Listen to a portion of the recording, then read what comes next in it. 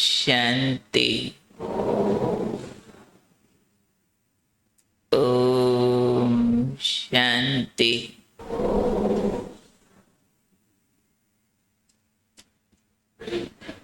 आज का स्वमान, मैं शक्तिशाली आत्मा हूँ।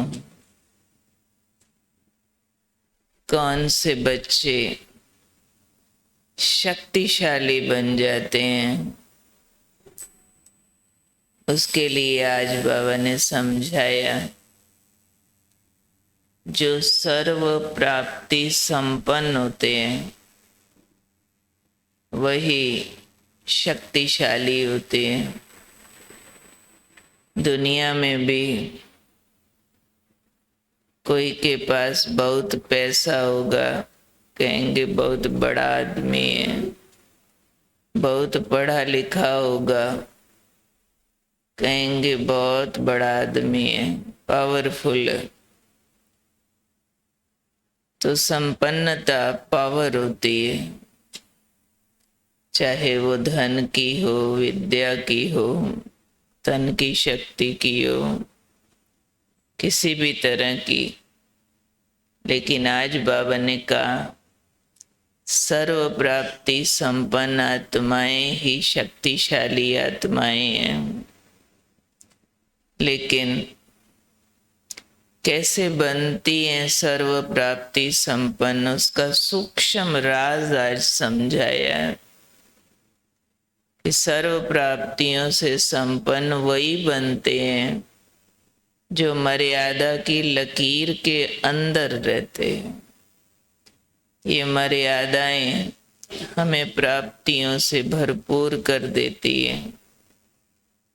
जैसे सीता के लिए दिखाया, मर्यादा की लकीर से निकली तो कैद हो गई, गुलाम हो गई। लकीर के अंदर थी तो जैसे भगवान की थी, सर्वशक्ति संपन्न थी। लकीर से निकली तो रक्षा भिक्षा मांगने लगी, बचाओ बचाओ वाला पार्ट हो गया। इसलिए बाबा ने आज कहा कि सर्व प्राप्तियों से संपन्न रहने के लिए जरूरी है मर्यादा की लकीर के अंदर रहना।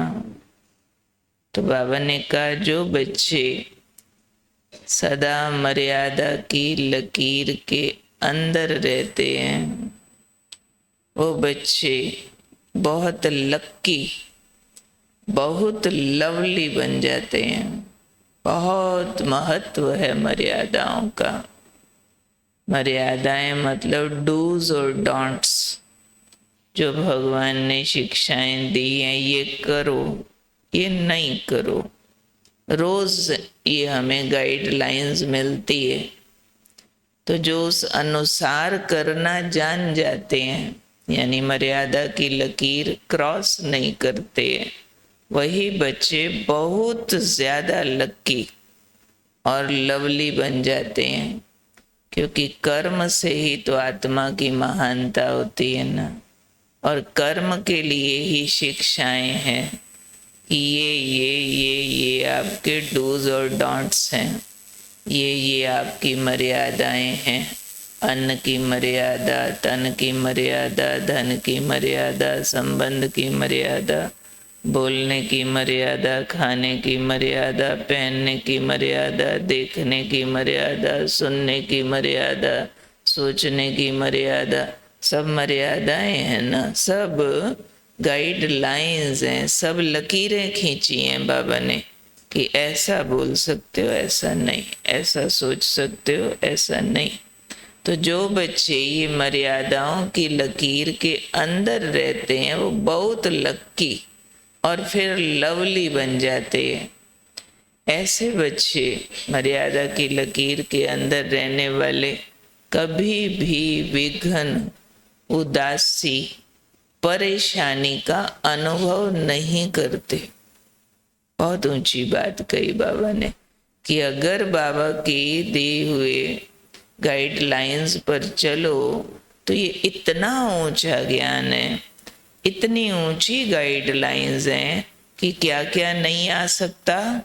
कोई विघन, कोई परेशानी, कोई उदासी आ ही नहीं सकती। फिर बाबा ने कहा अगर समझो कोई परेशानी आती है, कोई विघन आता है, तो समझ जाओ कि कहीं मर्यादा की लकीर से बाहर निकले हैं। समझा? तो सब चेक करना, जहां कहीं लगे ना कोई विघन है जीवन में, कोई समस्या है, कोई उदासी है, कोई परेशानी है, तो चेक करो कौन सी गाइडलाइन क्रॉस की है, कौन सी मर्यादा भंग की है, कौन से बाबा ने जो हमें बताए हुए थे डूज और डोंट्स वो हमने पालन नहीं किए, तो ये उदासी, परेशानी या विघन या समस्या सामने आ गई है। फिर बाबा ने कहा मर्यादा की लकीर के से बाहर निकलने वाले, जो लकीर के अंदर रहें वो तो कभी परेशान नहीं हो सकते, लेकिन मर्यादा की लकीर से बाहर निकलने वाले फकीर बन जाते। फकीर माना मांगने वाला, जो सदा अभाव में है, जिसका पेट कभी भरता ही नहीं। फकीर यानी मांगने वाले कभी भी रिच नहीं हो सकते, दाता नहीं हो सकते। तो बाबा ने कहा तो मांगने वाले के बजाय सर्व प्राप्ति संपन्न शक्तिशाली आत्मा बनो। उसके लिए क्या करना है? मर्यादा की लकीर के अंदर रहना है। कोई भी समझो इस जन्म में रिच देखा तो क्या कहेंगे? पिछले जन्मों में कोई पुण्य करके आया, कोई मोती दान करके आया, तो कर्म श्रेष्ठ भाग्य श्रेष्ठ बना देते हैं। और कर्म श्रेष्ठ होते हैं श्रीमत पर, बाबा की शिक्षाओं पर चलने से। तो आज का दिन बार बार हम याद करेंगे, मैं बहुत शक्तिशाली आत्मा हूँ। मर्यादा की लकीर के अंदर रहने वाली, अंदर रहकर इतने श्रेष्ठ कर्म करने वाली, जो सर्व प्राप्ति संपन्न हो जाऊं। मैं मर्यादा की लकीर से बाहर नहीं निकल सकती हूँ, मैं फकीर नहीं बन सकती हूँ, मैं अमीर हूँ।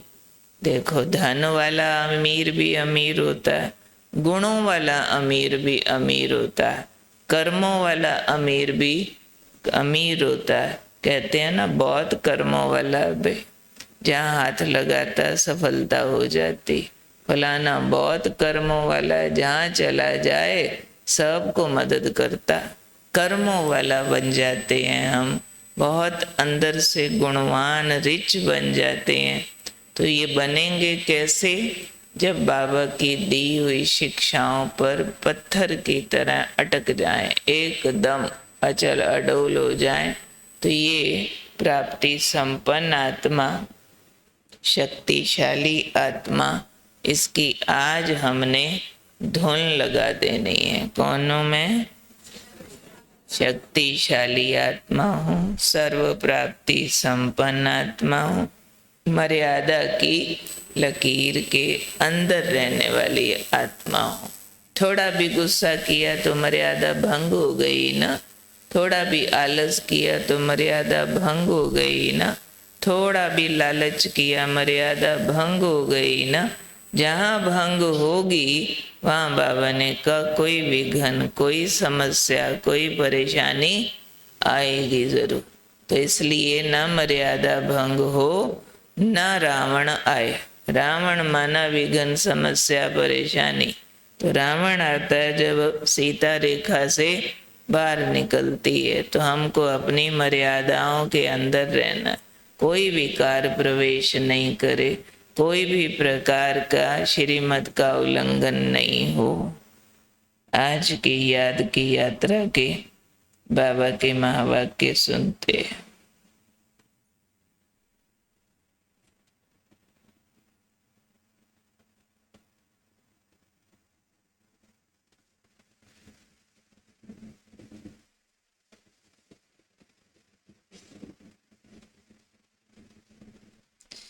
आत्मिक स्मृति, आत्मा मन बुद्धि संस्कार सहित। आज बाबा ने कहा तुम पाप करते हो तो उसका रिकॉर्ड भर जाता है। कहते हैं ना, आगे जन्म का ये सभी कर्म भोग है। कई बातों के लिए हम कह देते हैं ना, कोई पिछले जन्म का कर्मों का भोग है। जो करता है वह दूसरे जन्म में पाता है, रिकॉर्ड होता है जो फिर भोगते हैं। तुम जानते हो द्वापर से लेकर पाप ही करते आए हैं। पाप का खाता चढ़ता जाता है। अभी बाप आकर समझाते हैं, अपनी चलन को आप ही समझो देखो। बड़ी फर्स्ट क्लास चलन चाहिए। क्यों देखो अपनी चलन को? क्योंकि जो करेंगे उसका रिकॉर्ड भर जाता है, और रिकॉर्ड जो भरता है वो फिर कर्मों की भोगनी पड़ती है। जो करते हैं दूसरे जन्म में पाते हैं। द्वापर से लेकर तो पाप करते आए, पाप का खाता चढ़ता आया। अभी बाप समझाते हैं अब बड़ी फर्स्ट क्लास चलन चाहिए। इसलिए अपने को देखो, अपने को समझो, यानी अपनी चलन को देखो और समझो। आज का लिखने का होमवर्क, तुम पाप करते हो तो उसका रिकॉर्ड भर जाता है। कहते हैं ना, आगे जन्म का ये सभी कर्म भोग है।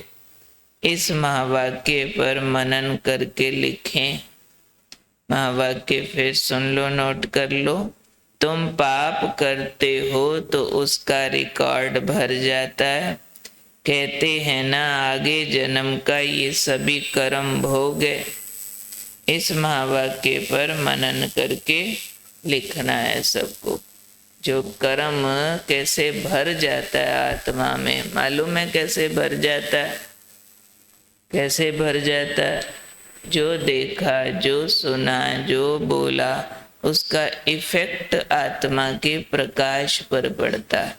आत्मा की लाइट, अगर गलत देखा, खाया, बोला, सुना तो आत्मा की लाइट डिम हो जाएगी, ऑरा कमजोर हो जाएगा।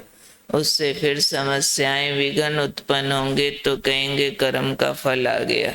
और अगर श्रेष्ठ देखा, सोचा, बोला, किया तो उससे आत्मा की लाइट तेज होती है, ऑरा स्ट्रांग हो जाता है। तो ऑरा स्ट्रांग होने से समस्याओं के बजाय अपॉर्चुनिटीज आती हैं, अच्छे अच्छे अवसर आते हैं, जिसको भाग्य कहते हैं।